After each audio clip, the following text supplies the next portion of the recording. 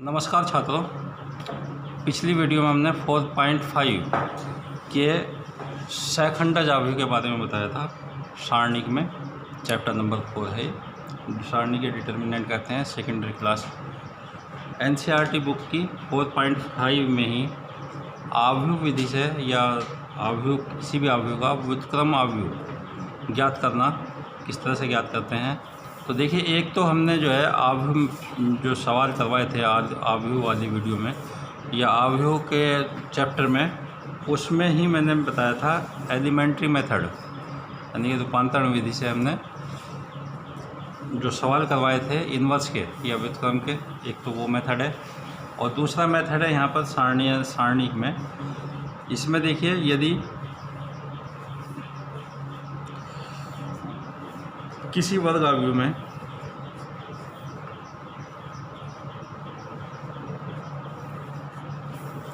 अवयव ए में मोड ए यानी ये सारणिक का मान जो है शून्य के बराबर नहीं होता है, तब अवयव ए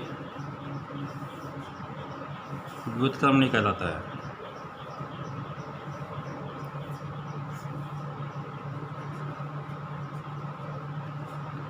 यानी व्युत्क्रम कब होगा अवयव? जब मॉडुलस है यानी कि किसी भी अवयव का सारणी का मान जो है शून्य के बराबर नहीं होगा तो व्युत्क्रमणीय कहलाता है।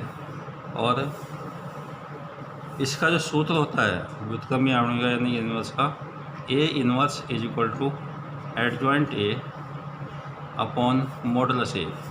यहाँ पर जहाँ modulus A is equal to not zero, ये व्युत्क्रमणीय अवयव का व्युत्क्रमणीय अवयव का ये जो है हमारे पास सूत्र होता है।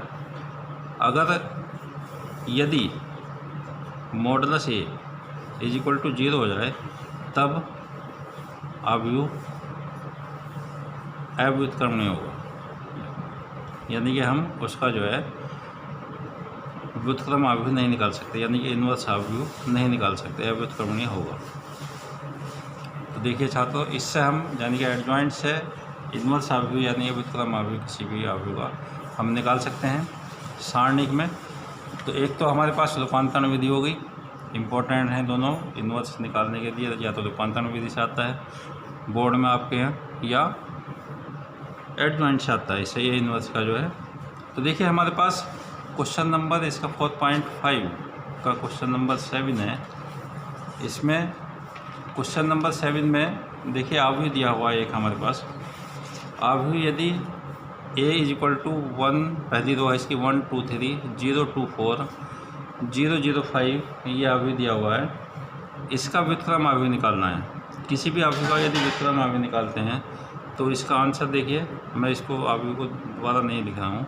इसके सारणिक का मान पहले तो सूत्र होता है A inverse is equal to adjoint A upon modulus A, और जहाँ मॉडुलस ए जो होगा मॉडुलस ए 0 के बराबर नहीं होगा। तो सबसे पहले तो इसके सारणिक का मान निकालते हैं, यानी मॉडुलस ए इसका सारणिक चाहे तो इस तरह से लिख सकते हैं हम 1 2 3 0 2 4 0 0 5। इसके सारणिक का मान निकाल लेंगे। किसी भी रो या किसी भी कॉलम के अनुसार हम प्रसार कर सकते हैं इसका। देखिए, अगर प्रथम कॉलम के अनुसार प्रसार करें, प्रथम कॉलम से प्रसार यदि कर दें हम इसका तो बहुत आसान हो जाएगा। पहले कॉलम के लिए पहला ही एलिमेंट है हमारे पास, इसके लिए सामने का रो गायब, सामने का कॉलम गायब। पहले इन दोनों एलिमेंट को गुणा 10 माइनस, फिर इन दोनों एलिमेंट को गुणा 0, बाकी सेकंड के लिए शून्य हो जाएगा, यहाँ एलिमेंट शून्य है, थर्ड के लिए भी शून्य हो जाएगा। तो इस तरह से इसकी वैल्यू जो है 10 के बराबर हो जाएगी, और ये इज इक्वल टू नॉट 0, इसलिए यहाँ पे लिख देंगे ए इनवर्स संभव है। अगर हमें इनवर्स निकालना ही है, पहले तो संभव है या नहीं है पहले तो ये चेक कर लेंगे, और इसकी वैल्यू की हमें ज़रूरत भी पड़ेगी सूत्र में। उसके बाद ए के सहखंड निकाल देंगे, सहखंड। तो इसकी वैल्यू होती है ए के सहखंड यानी कोफैक्टर A11 के लिए देखिए, इसको M11 के बराबर लिखते हैं वैसे तो, और इसके जो M11 का मतलब सारणिक बनाते हैं। पहली रो के पहले एलिमेंट के लिए रो गायब और कॉलम गायब, 2405 और इनको सरल करके लिख देंगे तो 10 माइनस 0 = 10 आ जाएगा। A12 माइनस का M12 हो जाएगा। इसके लिए सामने के रो गायब और कॉलम गायब। 0405 इसकी वैल्यू हो जाएगी 0। A13 M13 के बराबर हो जाएगा इसका मान 13 के लिए। इसका 13 का मतलब पहली रो का तीसरा एलिमेंट, इसके लिए रो गायब और कॉलम गायब। इसकी वैल्यू हो जाएगी 0200, तो इसका मान भी 0 के बराबर हो जाएगा। फिर A21 माइनस के M21 के बराबर हो जाएगा। इसके सामने का रो गायब और कॉलम गायब। इसकी वैल्यू हो जाएगी 23 माइनस का चिन्ह तो हो गई 2305। इसकी वैल्यू होगी, देखिए माइनस का साइन ही और 10 माइनस 0 = माइनस के 10। फिर A22 M22 के बराबर हो जाएगा इसका मान। इसकी वैल्यू देखिए सारणी बनाएंगे तो M22 का मतलब दूसरी रो का दूसरा एलिमेंट है। इसके सामने रो गायब कॉलम गायब 13 और 05 ये वैल्यू हो जाएगी और इसका मान हो जाएगा 5 माइनस 0 = 5। इसी तरह से बाकी ये हम जो है सेकंड निकाल लेंगे। A23 इसकी वैल्यू माइनस के M23 के बराबर हो जाएगा और इसको सरल करेंगे। माइनस का साइन तो रहेगा ही बाहर। इसके लिए रो गायब और कॉलम गायब 1200, तो इसकी वैल्यू 0 के बराबर हो जाएगी। इसी तरह से A31 इसकी वैल्यू M31 के बराबर हो जाएगा। इसके रो गायब और कॉलम गायब 2324। इसकी मान होगा इसका सरल करने पर 8 माइनस 6 2। A32 माइनस के M32 के बराबर हो जाएगा इसका मान और इसकी सारणी बनेगी। इसके रो गायब और कॉलम गायब 13 और 04। इसको सरल कर लेंगे, माइनस का साइन रहेगा तो माइनस बाहर 4 माइनस 0 माइनस 4। फिर A33 इसको M33 लिख सकते हैं और इसका जो सारणी बनेगा इसके सामने रो गायब कॉलम गायब 1202, तो ये वैल्यू बन जाएगी हमारे पास 2 माइनस 0 = 2। इस तरह से हम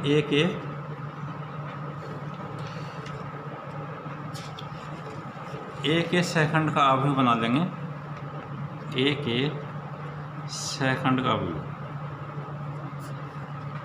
सेकंडों का अवयव मान लेंगे। माना B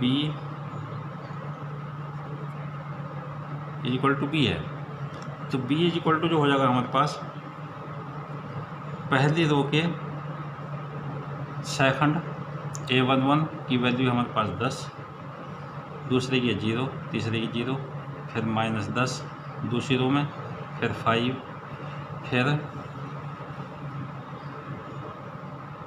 0, फिर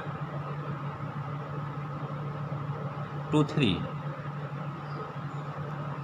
उसके बाद है 2 माइनस 4 2 तीसरी रो के लिए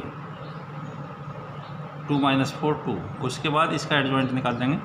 एडजॉइंट A = होता है B डैश। B डैश में रो को कॉलम में चेंज कर देते हैं तो 10 0 0 माइनस 10 5 0 और 2 माइनस 4 2 ये वैल्यू हो जाएंगी, ये एडजॉइंट। उसके बाद A इन्वर्स निकालना है तो सूत्र होता है हमारे पास adjoint A upon modulus A। Modulus A की वैल्यू देखिए, A का मान डाल देंगे हम इसका मॉडुलस का। इसकी वैल्यू है 10 यानी ये 1/10 और इसका एडजॉइंट वैल्यू 10 माइनस 10 और 2, फिर 0 5 माइनस 4 0 0 2। इस 10 से सारे एलिमेंटों को भाग दे दें यदि तो इसकी वैल्यू हो जाएगी A इन्वर्स का मान 1 माइनस 1 1/2 1/5, 2 से भाग दे देंगे इसको। फिर 0 1/2 माइनस 2/5, फिर 0 0 1/5। इस तरह से ये हमारे पास ए का इन्वर्स कहलाता है। इसका मान निकाल सकते हैं, ये आंसर होगा इसका। उसके बाद देखिए छात्रों, क्वेश्चन नंबर 12 है इसी एक्सरसाइज का। इसमें 2 अवयव दे रखे हैं, ए दे रखा है, बी दिया हुआ है, और इसे सिद्ध करना ए बी का inverse is equal to B inverse A inverse, ये सिद्ध करना है। तो इसके लिए सबसे पहले तो हम लेफ़्ट हैंड साइड का इन्वर्स निकाल लेंगे। लेफ़्ट हैंड साइड के इन्वर्स के लिए निकालने के लिए सबसे पहले ए बी यानी कि इनकी गुणा करेंगे, ए और बी अवयव की। पहले तो लिख लेंगे ना 3 7 2 5, बी की वैल्यू है 6 8 7 9। देखिए 2 गुणा 2 क्रम के हैं दोनों, इनकी गुणा संभव है, तो 2 गुणा 2 की गुणा कर सकते हैं हम इसकी गुणा करेंगे। तो पहली रो की पहले कॉलम से 36 18 7 7 49, फिर पहली रो की दूसरे कॉलम से 8 या 24, फिर 63, फिर दूसरी रो की पहले कॉलम से 12 35, यहाँ पर 16 45। इसको सरल कर लेंगे और तो इसकी वैल्यू हो जाएगी 67 47 87 61। उसके बाद इसका इन्वर्स निकालना है, तो A B inverse is equal to adjoint A B upon modulus A B, और यहाँ पर जो मॉड ए बी की वैल्यू होगी इज इक्वल टू नॉट 0 के बराबर होनी चाहिए। तो पहले तो मॉडुलस ए बी निकाल दें, यानी कि इसके सारणी का मान। तो इसकी वैल्यू हो जाएगी 67 इंटू 61 माइनस 47 इंटू 80, 47 इंटू 87, इसका मान हो जाएगा 40 87, और इसका 40 89। इनकी गुणा करके देख लेना, माइनस के 2 आ जाएगा, और ये 0 के बराबर नहीं है। तो इन्वर्स निकाल सकते हैं।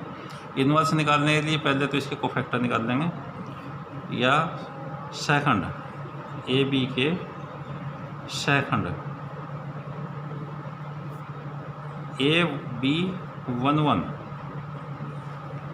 इसको हम कैपिटल A11 लिख सकते हैं। इसकी वैल्यू हो जाएगी, इसके सामने का रो गायब, कॉलम गायब 61, फिर ए बी 1 2 माइनस का चिन्ह लेते हैं, इसके सामने का ये गायब माइनस के 47, फिर ए बी 2 1 माइनस का चिन्ह लेंगे, इसके सामने का रो गायब, कॉलम गायब 87, फिर ए बी 2 2, इसकी वैल्यू हो जाएगी 67। तो ए बी के सेकंडों का व्यू, ए और बी दे रखा है इसमें, तो इसको मान लेंगे, माना सी है इज इक्वल टू सी। तो सी की वैल्यू हो जाएगी 61 माइनस 47 माइनस की 87 और 67, ये वैल्यू हो जाएगी। और इसका एडजॉइंट ए बी निकालते हैं, तो इसकी वैल्यू हो जाएगी सी डैश का मतलब रो को कॉलम में चेंज कर देंगे, 61 माइनस 47 माइनस के 87 और 67। पहली रो पहला कॉलम, दूसरी रो दूसरा कॉलम। उसके बाद इसका ए बी इन्वर्स निकाल देंगे, तो ए बी इन्वर्स हो जाएगा adjoint A B upon mod A B. तो इसकी वैल्यू होगी, देखिए मॉडुलस ए बी यानी कि सारणी का मान माइनस के 1/2 है, तो 1/-2, और इसकी 61 माइनस 87 माइनस 47 67। इसको -2 से यदि भाग दे देते हैं हम, तो इसका मान हो जाएगा, यानी कि LHS लेफ़्ट हैंड साइड हो गई है हमारे पास। इसकी वैल्यू हो जाएगी माइनस के 61/2 87/2 47/2 और माइनस 67/2, ये मान हो गया हमारे पास लेफ़्ट हैंड साइड का। उसके बाद देखिए इसमें हमें जो ज्ञात करना है, राइट हैंड साइड में बी इन्वर्स और ए इन्वर्स का मल्टीप्लाई करना है। तो इसके लिए पहले तो ए को लिख देंगे और इसका इन्वर्स निकाल लेंगे। ए इज इक्वल टू है हमारे पास 3725 इसका इन्वर्स निकालने के लिए देखिए पहले तो हमें ए इन्वर्स इक्वल टू सूत्र लिख देंगे adjoint A upon modulus A. Modulus A is equal to not zero के बराबर होना चाहिए। तो मॉडुलस ए की वैल्यू निकालते हैं हम। मॉड ए यानी कि इसका सारणी का मान 3 पंजे 15 7 दूनी 14। मॉडुलस ए की वैल्यू हो गई हमारे पास 1, जीरो के बराबर नहीं है। उसके बाद ए के सेकंड निकाल लेंगे। ए के सेकंड होंगे A11 5, A12, इसके सामने माइनस का साइन लेते हैं और इसके सामने का होगा कॉलम का -2। A13 A21 माइनस का साइन लेते हैं तो इसके सामने का होगा -7 हो जाएगा। और A22 ये हो जाएगा 3। ए के सेकंडों का भी होगा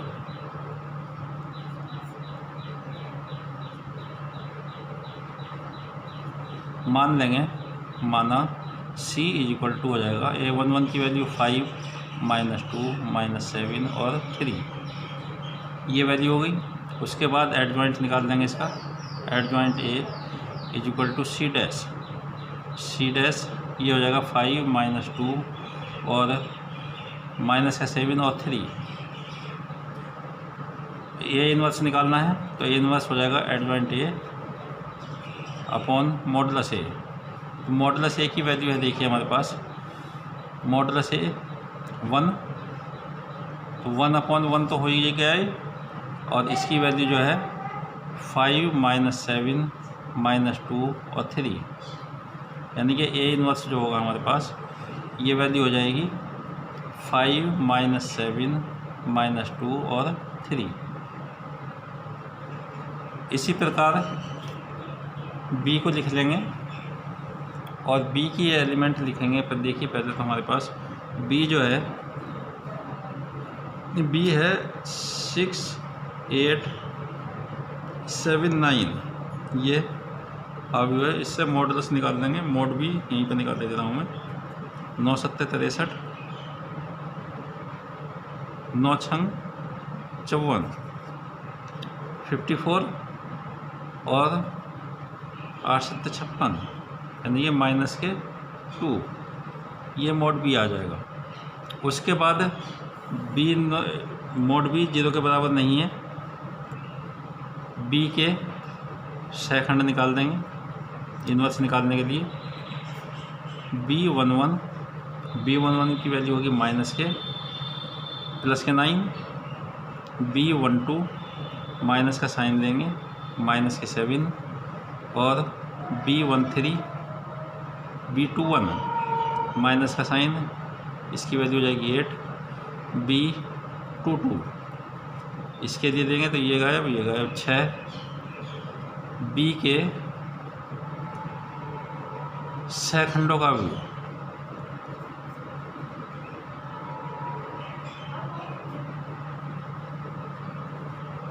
इसे मान लेंगे C है और C की वैल्यू जो हो जाएगी B11 9 और ये -7 -8 और 6।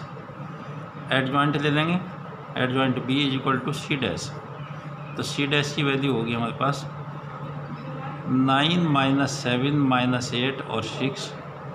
उसके बाद B इन्वर्स निकाल देंगे। B इन्वर्स की वैल्यू होगी adjoint B upon modulus B। Modulus B की वैल्यू है 1/2 माइनस के, और एडजॉइंट B की वैल्यू ये आ गई 9 -8 -7 और 6, ये B इन्वर्स की वैल्यू होगी। जो राइट हैंड साइड है देखिए हमारे पास, इसकी वैल्यू होती है B inverse A inverse. RHS जो है B इन्वर्स A इन्वर्स, इसकी वैल्यू यदि हम निकालना चाहें तो B इन्वर्स की वैल्यू आई थी हमारे पास देखिए अभी 1/-2 9 -8 -7 6 मल्टीप्लाई A इन्वर्स की वैल्यू आई थी 5। A इन्वर्स का मान आया था हमारे पास 5 -7 -2 और 3, ये वैल्यू तो देखिए, तो इनकी हमें गुणा करनी है। गुणा से मतलब है, देखिए अगर गुणा करते हैं किसी भी अवयव की तो इनके क्रम जो है या तो समान होने चाहिए या इनका पहले का कॉलम और दूसरे की रो समान होनी चाहिए। तो 1/-2 इनकी गुणा करेंगे।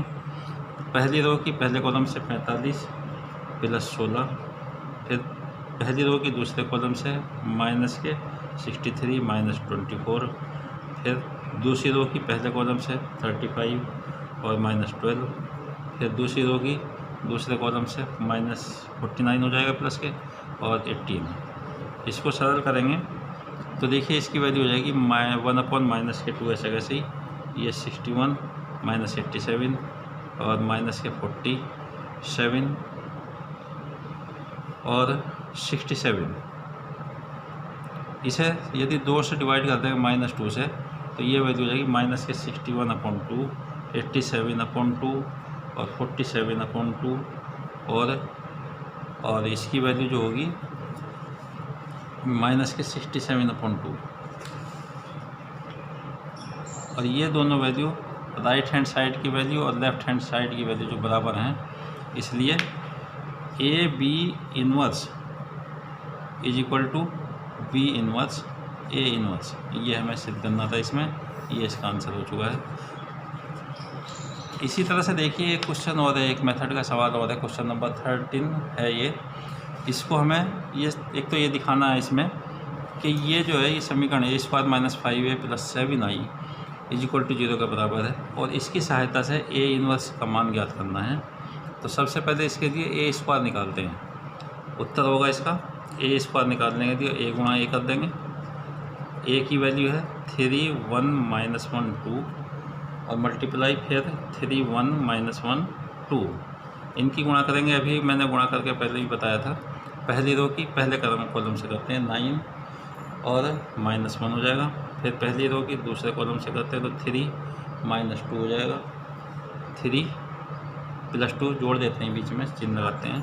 फिर पहली रो की दूसरे कॉलम से -3 - 2, फिर इसकी -1 + 4। तो इस तरह से हमारे पास ये वैल्यू आ जाती है 8 5 -5 और 3। जो हमें लेफ़्ट हैंड साइड दे रखी है जो सिद्ध करनी है a² - 5a + 7i। i का मतलब जिस क्रम का हमें पास अवयव दे रखा है उसी क्रम का इकाई अवयव लेना होता है। तो इनके मान डाल देते हैं 8 5 -5 3 माइनस के 5, a की वैल्यू है 3 1 -1 2, फिर प्लस 7, i की वैल्यू है 1 0 0 1, ये होगी। इनको यदि हम देखिए जोड़ते हुए या घटाते हुए ध्यान रखना है, पहले एलिमेंट को पहले एलिमेंट के साथ में जोड़ते चले जाते हैं। जैसे 8 इसकी इसमें गुणा करेंगे माइनस के 15, फिर इसकी इसमें गुणा करेंगे प्लस के 7, फिर दूसरे पहली रो के दूसरे एलिमेंट के लिए 5 है, यहाँ 5 लिख देंगे। इसकी इसमें गुणा करेंगे माइनस के 5, फिर इसकी इसमें गुणा करेंगे 0। दूसरी रो में चलेंगे माइनस के 5 है, फिर इसकी गुणा करेंगे प्लस के 5 है, फिर इसकी गुणा करेंगे 0। दूसरे एलिमेंट के लिए दूसरी रो के 3 यहाँ पर, फिर यहाँ पर 5 दूनी 10 माइनस का और साथ ही हम 7 प्लस का। इस तरह से हमारे पास जो वैल्यू बन जाती है 8 7 15 -15 0, यहाँ भी 0, यहाँ भी 0 और यहाँ भी 0। सारे एलिमेंट शून्य हो जाते हैं, तो ये जो है शून्य के बराबर हो जाएगा, शून्य भी कहेंगे इसे। ये राइट हैंड साइड एक तो ये सिद्ध हो गई हमारे पास। ये हमें सिद्ध करना था, एक इसी में इसका इस समीकरण का प्रयोग करेंगे, यानी कि a इनवर्स प्लस माइनस के 5a + 7i is equal to 0, इसका प्रयोग करना है और इससे a इनवर्स निकालना है। a इनवर्स निकालने के लिए देखिए हमारे पास a इनवर्स है नहीं यहाँ पर, तो समीकरण में इसमें a इनवर्स की गुणा कर देंगे सारे में। तो यहाँ करेंगे a² × a⁻1 -5a × a⁻1 + 7i × a⁻1 is equal to 0। इधर तो 0 ही हो जाएगा। देखिए वैसे भी अगर गुणा में सिंपल में घात जोड़ते हैं, गुणा में घातें जुड़ जाती है 2 - 1, एक घात बचेगी।